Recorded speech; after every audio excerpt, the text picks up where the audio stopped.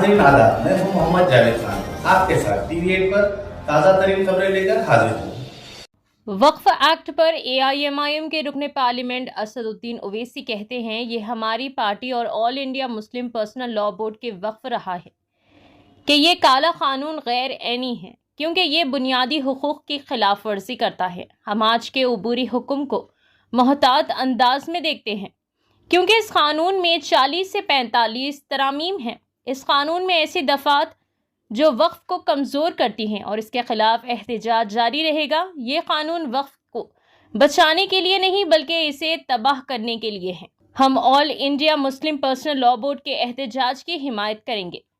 आइए नाज़रीन देखें इसी की तफसीली रिपोर्ट। TV News 8 को लाइक करें, शेयर करें और सब्सक्राइब करना ना भूलें।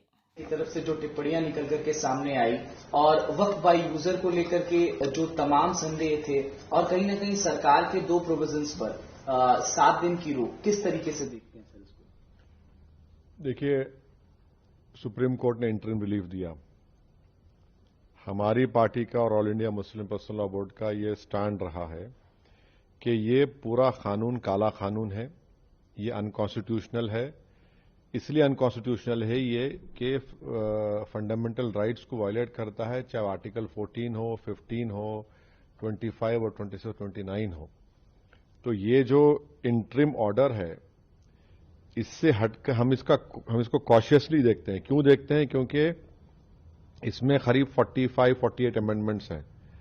एक अमेंडमेंट ऐसा है कि अभी जब हम बात कर रहे हैं, लिमिटेशन एक्ट अप्लाई हो रहा है, तो जितने लोग लैंड ग्रैबर्स हैं या एंक्रोचर्स हैं वो मालिक बन रहे हैं। और फिर वक्फ इवैक्यू प्रॉपर्टीज जो है वो खास तौर से देश में पूरी जगह पर और पंजाब हरियाणा में बहुत है, वो अब गवर्नमेंट कस्टोडियन में चले जाएंगे, तो वक्फ बोर्ड से हम उसको लूज कर रहे हैं।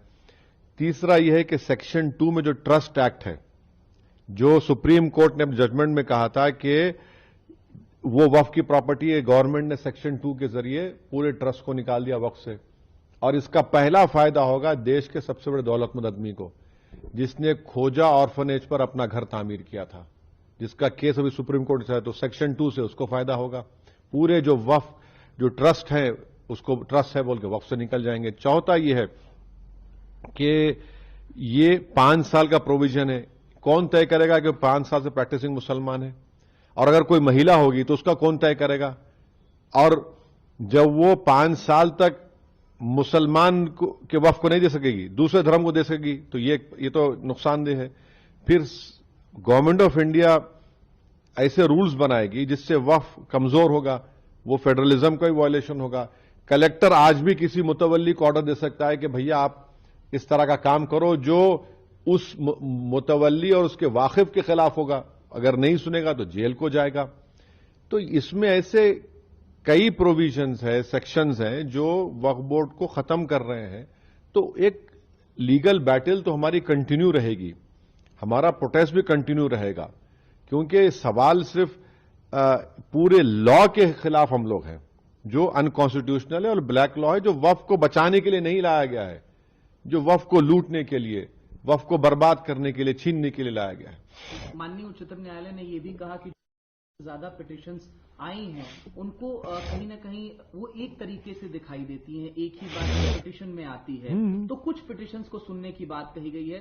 5 ठीक है, सुप्रीम कोर्ट ने कहा है 5 पिटिशन सुनी जाएंगी, बहुत अच्छा है। हम तो यही चाहेंगे कि ऑनरेबल सुप्रीम कोर्ट इसको जल्द से जल्द सुने, क्योंकि इसमें ऐसे कई सेक्शंस हैं जिससे वक्फ को खत्म किया जा रहा है।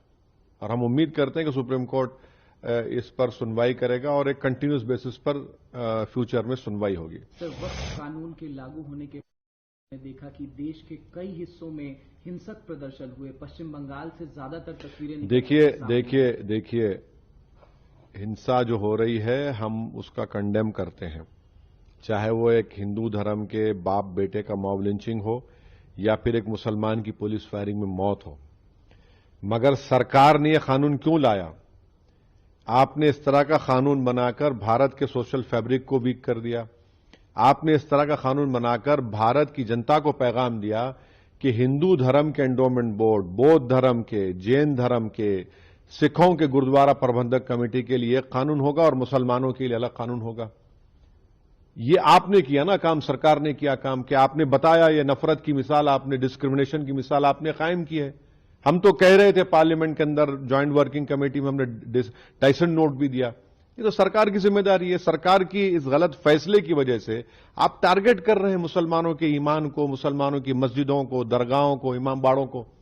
اور اب کیسے امید کریں گے کہ کوئی غیور مسلمان آپ کے سامنے سر جھکا دے گا, آپ کے قانون کو ایکسپٹ کر لے گا جو کانسٹیٹیوشن کے خلاف ہے, فریڈم آف ریلیجن کے خلاف ہے, آرٹیکل 26 کا گریو وائلیشن ہے.